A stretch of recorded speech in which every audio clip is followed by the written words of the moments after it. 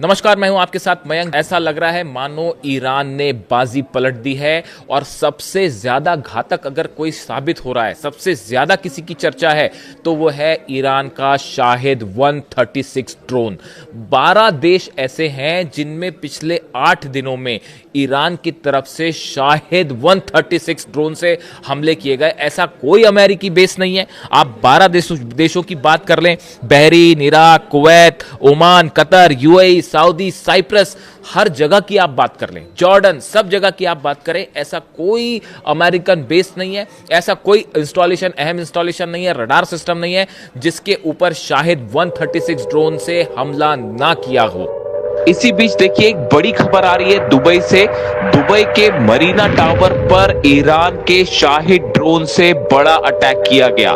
जो तस्वीरें सामने आई हैं और जो तेहरान टाइम्स में दावे हो रहे हैं कि दुबई के मरीना इलाके में मरीना 23, इस टावर का नाम है मरीना 23। ये 90 मंजिला टावर है। इसकी ऊपरी मंजिल में से एक मंजिल पर बताया जाता है कि शाहिद ड्रोन सीधा जाकर टकराया है। अब जो खबरें आ रही हैं वो बेहद अहम है। सूत्रों के मुताबिक जिस मंजिल से ये ड्रोन टकराया उसमें इजराइल के एजेंट्स रुके हुए थे। जी हां, देखिए ये बेहद गौर करने वाली बात है। बताया ये जा रहा है कि यहां पर इजराइल के एजेंट्स ने, मोसाद ने अपना कमांड रूम बना रखा था और यहां कई इजरायली एजेंट्स मौजूद थे और उस पर बिल्कुल सटीक टारगेट करते हुए ईरान के शाहिद ड्रोन से अटैक किया गया, जिसमें कई इजरायली एजेंट्स के मारे जाने की भी खबर है। घायल तो हुआ ही है, लेकिन अब यह भी बताया जा रहा है कि कई इजरायली एजेंट्स मारे भी गए हैं, जिनकी मौत का सच जो है वो छुपाने की कोशिश हो रही है। देखिए, आईआरजीसी की तरफ से साफ कर दिया गया है, ईरान की सेना की तरफ से साफ कर दिया गया है कि अब ये जंग बिल्कुल नहीं रुकेगी और किसी कीमत पर हमले नहीं रुकेंगे। खास तौर पर अमेरिका के बेसेस और दूसरे जो एक अहम निशाने होंगे हर जगह, वो है इजराइल से जुड़े हुए एजेंट्स और इजराइल की जितनी एम्बेसीज है या इजराइल के जो आउटलेट्स हैं, और उसी के तहत ये बड़ा हमला किया गया है दुबई में। और दुबई के जो राष्ट्रपति हैं उन्होंने जाके घायलों से मुलाकात भी की है और एक बार उनकी तरफ से अब ये बयान आया है कि यूएई अब जंग को तैयार है। यानी कि देखिए, एक बार फिर दुबई में घुसकर ईरान ने बड़ा स्ट्राइक किया है। अब तो अमेरिका की तरफ से कमेंट्स आने शुरू हो गए हैं कि आखिर इस ड्रोन को रोका कैसे जाए। और जो अंदर की खबरें हैं कि जेलेंस्की से जो है वो मदद मांगी है और ट्रंप ने, अमेरिका ने, कि भाई हमें जो आप ड्रोन्स प्रोवाइड करिए या फिर ये बताइए कि ये इनको रोका कैसे जाए। अब आप अटैक भी देखिए, शाहिद 136 ड्रोन इतना खतरनाक क्यों साबित हो रहा है और कैसे हमले कर पा रहा है। अगर आप मोटे मोटे हमले की बात करें, आप नेचर ऑफ अटैक लोकेशन से तय होता है कि हथियार जो है वो कितना घातक है और कितने एक्यूरेसी के साथ हमला हो रहा है।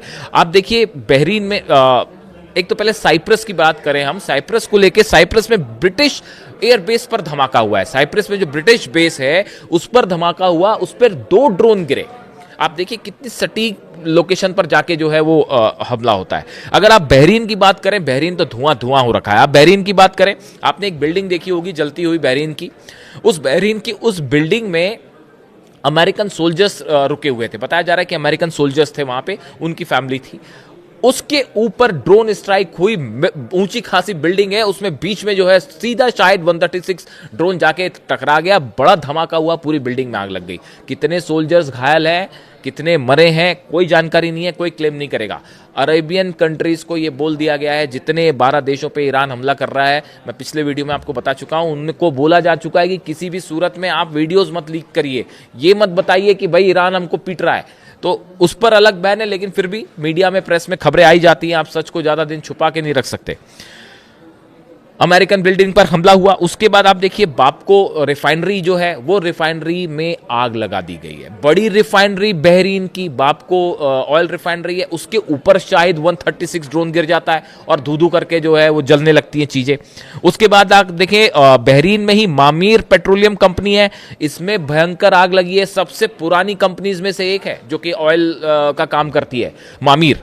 इसके ऊपर ड्रोन, शायद 136 ड्रोन गिर जाता है, कोई नहीं रोक पा रहा है इसको। यानी आप देखिए लोकेशंस देखिए कि कैसे हमले हो रहे हैं। बापको ऑयल रिफाइनरी पर हमला होता है, मामीर पेट्रोलियम कंपनी बहरीन जो है उस पर अटैक किया जाता है, होटल पर मैंने आपको बताया जहां पे अमेरिकन सोल्जर्स रुके हुए थे, the hotel where American military personnel were hiding located in the जफेर area was targeted in attack last night. तो देखिए ये एक्यूरेसी बता रही है कि शाहिद 136 ड्रोन कैसे उन लोकेशन पर पहुंच जा रहा है जहां पर उसे टारगेट करके छोड़ा जाता है। इसके अलावा आप और बातें कर लें, अगर कुवैत की बात हो, कुवैत में बताया जा रहा है कि 200 से ज्यादा ड्रोन स्ट्राइक हो चुकी है, यानी 200 से ज्यादा जगह ड्रोन गिरे हैं या उनसे जो है अटैक हुआ है, इस तरह की खबरें आ रही हैं, जिसमें 67 सोल्जर्स 67 सोल्जर्स सिर्फ कुवैत में घायल है। अब इसमें कितने अमेरिकन हैं, कितने कुवैती सोल्जर्स हैं, ये नहीं पता, ये जानकारी अभी हमारे पास नहीं है और इसको कंफर्म करना भी मुश्किल है। लेकिन ये जरूर है कि 67 के आसपास बताया गया कि सोल्जर्स घायल है कुवैत में, जो कि शाहिद 136 ड्रोन से घायल हुए हैं। तो आप देखिए कि कितने बड़े स्तर पर कैजुअलिटी हो सकती है और कितने बड़े स्तर पर अमेरिकन सोल्जर्स की डेथ भी हो सकती है और घायल हो सकते हैं, जिनकी जानकारी शायद दबाई जा रही हो, जैसा कि दावा बार बार IRGC कर रहा है, ईरान की सेना कर रही है। तो अब सवाल ये है कि ये आखिर शाहिद 136 ड्रोन मैं उसकी अभी सऊदी में देखिए, सऊदी में एम्बेसी पर जो ड्रोन गिरा आप उसकी बात कर लीजिए, या फिर आप यूएई की बात कर लीजिए। यूएई में फुजेरा जो पोर्ट है उसके ऊपर शाहिद ड्रोन से हमला हुआ, शाहिद 136 ड्रोन से हमला हुआ और बिल्कुल सटीक निशाने पर हमला हुआ, धमाका हुआ वहां पे। तो सवाल ये है कि आखिर शाहिद 136 ड्रोन को अमेरिका का डिफेंस क्यों नहीं रोक पा रहा और क्यों कहा जा रहा है जेलेंस्की से मदद मांगी जा रही है? इसकी वजह है पहली वजह यह है कि आप जब ड्रोन टेक्नोलॉजी को रोकने की कोशिश करते हैं, ड्रोन को इंटरसेप्ट करने की कोशिश करते हैं, उसमें सबसे जरूरी चीज होती है आपके पास मल्टी लेयर डिफेंस सिस्टम होना चाहिए। क्योंकि जब ड्रोन से अटैक होता है, अब तो स्ट्रेटेजी सब समझ ही गए हैं, ईरान के जब ड्रोन आते हैं तो मल्टीपल ड्रोन अटैक होता है, यानी आप देखिए कि एक साथ जो है 10 से 15-20 ड्रोन आ जाएंगे। उसके आप इंटरसेप्टर्स आपके जो हैं वो कम हैं, वो उसको लगाने में, उसको इंटरसेप्ट करने में जुट गए, पीछे से फिर 5-6 ड्रोन आ गए, यानी जो फर्स्ट लेयर ही जो है उसने डिफेंस को इन्वॉल्व कर लिया और पीछे वाला कोई ना कोई ड्रोन आपके लोकेशन पर हिट कर जाएगा। अब ये मल्टीपल डिफेंस लेयर सिस्टम जो है वो अमेरिका अपनी जान बचाए, अपना अब्राहम लिंकन बचाएगा कि अरब देशों को बचाएगा? यही तो समस्या थी, यही बार बार अरब देश शुरू से कह रहे थे कि अगर आप हमला करेंगे उसके बाद हमको कौन बचाएगा। और ईरान ने कह रखा था कि भाई अगर आपने जगह दी जो जॉर्डन में, ये तो उसके पहले सोचना चाहिए था ना, जब अपने बेसिस पर प्लेन उतर रहे थे, F-35 जेट्स उतर रहे थे, F-16 जेट उतर रहे थे, अवाक्स उतर रहे थे, रिफ्यूलिंग प्लेन्स उतर रहे थे। क्या उस समय समझ नहीं आ रहा था कि नतीजा क्या होगा, जब ईरान बार बार कह रहा था कि हम छोड़ेंगे नहीं आपको? अब उसका नतीजा देखिए, 12 देश जो है वो एक साथ धमाके हो रहे हैं उसमें, और सबके सब शाहिद ड्रोन। तो मल्टीपल डिफेंस सिस्टम वो फेल है, वो है ही नहीं, तो क्या से फेल हो जाएगा? उसके बाद देखिए आप इलेक्ट्रॉनिक जैमिंग चाहिए, ड्रोन को काउंटर करने के लिए बेहद अहम होती है आपके पास इलेक्ट्रॉनिक सिस्टम होना चाहिए जो उस ड्रोन्स को जैम कर दे। लेकिन ये हो नहीं पा रहा है क्योंकि वो सिस्टम कम पड़ जा रहे हैं, ड्रोन जो है वो हजारों की संख्या में है और ईरान के पास कितने ड्रोन है इसका हिसाब तो अब किसी के पास नहीं है। तो आप अंदाजी लगाते रहिए कि भाई जब रुकेगा तब बोलेंगे कि कम हो गए। उसके अलावा देखिए आप इंटरसेप्टर ड्रोन्स नहीं है, इंटरसेप्टर ड्रोन्स अमेरिका के जो ड्रोन है अरबों डॉलर के ड्रोन्स जो कि लगे हुए हैं, यूएवीज जो लगे हुए हैं उनकी संख्या बेहद कम है, जबकि यहाँ तो जो है बड़े सस्ते वाले ड्रोन हैं, शायद सिंपल टेक्नोलॉजी है और उसको रोकने के लिए जो काउंटर करने के लिए जो इंटरसेप्टर ड्रोन है उसकी कमी हो जा रही है, तीसरी बड़ी वजह। चौथी बड़ी वजह, रडार सिस्टम बुरी तरह से हिल चुका है। चाहे आप जॉर्डन की बात कर लें, चाहे कतर में देखिए अल उदैद बेस पर जो सबसे बड़ा रडार डोम था, ठीक उसके ऊपर जो है अटैक हुआ और अमेरिका उसको नहीं रोक पाया। वो मिसाइल अटैक था, ड्रोन अटैक था, जो भी था, लेकिन ठीक उसकी सैटेलाइट इमेज भी आ गई। तो जो रडार सिस्टम्स हैं वो भी बुरी तरह से हिले हुए हैं। चाहे वो सऊदी हो, सऊदी के एम्बेसी पर अटैक हो जाता है, ऑयल सबसे अरामको सबसे बड़ी ऑयल रिफाइनरी पर अटैक हो जाता है, सऊदी एम्बेसी पर दूसरी बार भी अटैक हो जाता है, यूएई में फुजारा जो पोर्ट है उस पर अटैक हो जाता है, बहरीन में नेवी सेंटर जो है उसको उड़ा दिया गया। तो फिर थार्ड और पेट्रियट क्या कर रहे थे? वो क्या कर रहे थे? वो पूरी तरह से फेल हुए। वो ईरान की स्ट्रेटेजी की वजह से फेल हुए कि पहले आप डिफेंस जो है वो मिसाइल्स को कम कर दीजिए। शुरुआती 4 दिन यही होता रहा।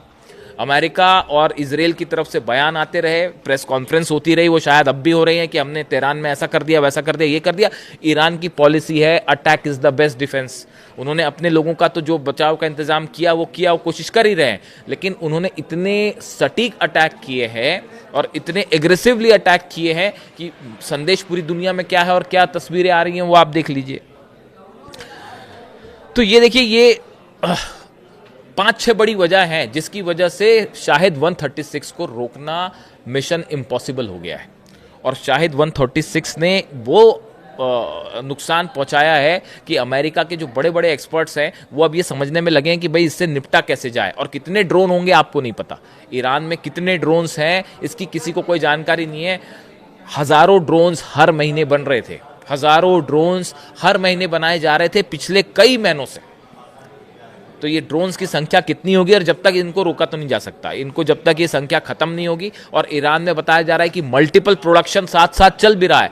वहां पे टनल्स के नीचे अंडरग्राउंड इतने सारे कारखाने हैं जो लगातार मास लेवल पर ड्रोन्स का प्रोडक्शन कर रहे हैं, जिस तक कोई बंकर बस्टर नहीं पहुंच सकता। जागरोस की पहाड़ी में जो सैकड़ों मीटर नीचे आप क्या अपना कौन सा बंकर बस्टर पहुंचेगा और क्या करेगा। यानी शाहिद 136 वो ड्रोन है जिसने 12 देशों में हाहाकार मचा चुका है, मचा रहा है, और इसका कोई तोड़ ना अमेरिका को समझ में आ रहा है ना इजराइल को समझ में आ रहा है। इजराइल की सेना में अब बगावत शुरू हो गई है। सोशल मीडिया में कई ऐसे वीडियो वायरल हो रहे हैं जिसमें यह दिखाया जा रहा है कि इजराइल में कई सैनिकों की लाशों के ढेर देखने के बाद वहां के सैनिक खुद नेतन्याहू के खिलाफ खड़े हो गए हैं। और इजराइल के सैनिक ये कह रहे हैं, एक सैनिक उसमें चिल्लाता हुआ दिखाई दे रहा है कि ये नेतन्याहू ने हम सबको मरवा दिया। और ये वीडियो सोशल मीडिया पे तेजी से वायरल है। देखिए, जो खबरें आ रही हैं उसके मुताबिक इजराइल में भयंकर तबाही हुई है। 1500 के आसपास बिल्डिंग्स गिर चुकी हैं और 1000 से ज्यादा मिसाइल्स ने हिट किया है इजराइल में, और सबसे बड़ा नुकसान तेल अवीव में। और अब ये वीडियो जो वायरल हो रहा है जिसमें बात कही जा रही है कि भाई वहां की सेना जो है वो खुद नेतन्याहू के खिलाफ खड़ी हो गई है। और ये वीडियो सोशल मीडिया पे वायरल है जिसमें नेतन्याहू को इसका जिम्मेदार माना जा रहा है। बल्कि खबरें ये भी हैं कि इजराइल में कई मीडिया आउटलेट्स भी अब ये कहने लगे हैं कि ईरान के सुप्रीम लीडर को निशाना बना के नेतन्याहू ने बहुत बड़ी गलती कर दी है।